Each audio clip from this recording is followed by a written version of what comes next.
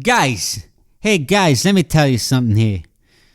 You know who was one of my favorite all-time comedians? Bill Cosby, now blacklisted. I can still watch his stand-up no problem and laugh at it. But now the laughs come with a sense of guilt.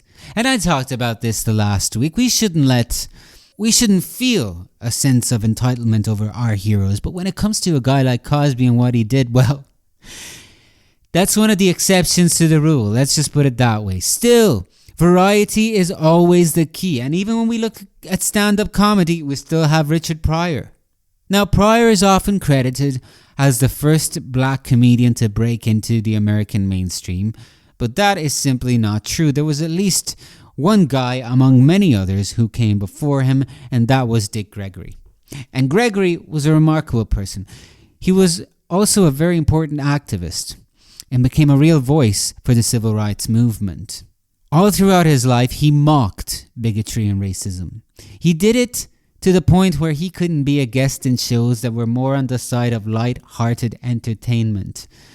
But he was respected until the end and even continued to do his shows right until his death in 2017 at age 84, I believe. You want to know the reason why I know he was a good man?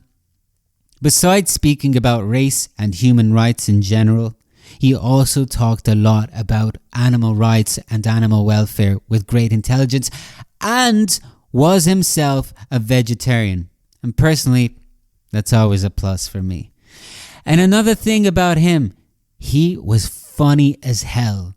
Here's a clip from a special he did just a couple of years ago before his death that I wanted to share with you.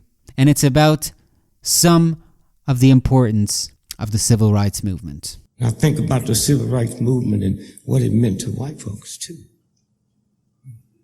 Like I said before, this movement, thank you, Dr. King, a white woman couldn't do nothing at the airline.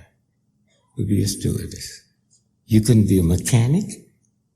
You couldn't be assistant pilot.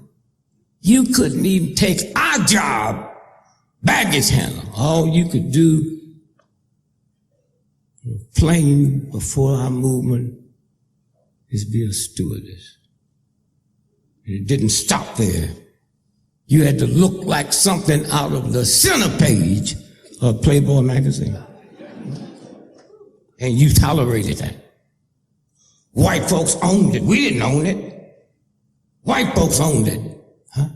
But all you could do until our movement came through. And anytime you go out to that airport now and get on a plane and see an old, short, ugly, fat stewardess, we got her that job. Not her father, not her brother, not your Marines, and all you gonna sit around is brag about what you ain't got a damn thing. And you tolerate it. I mean, think about it. The 13th, 14th, 15th Amendment gave black men the legal right to vote before white women got it. Think about that.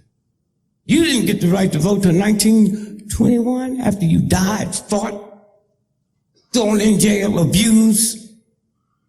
We had the right. They didn't let us, but we had it before you. That's your daddy. That's your brother. That's all the white men that run this country, but you didn't have nothing. Just a thought on the long-standing link between racism and misogyny from the great Dick Gregory.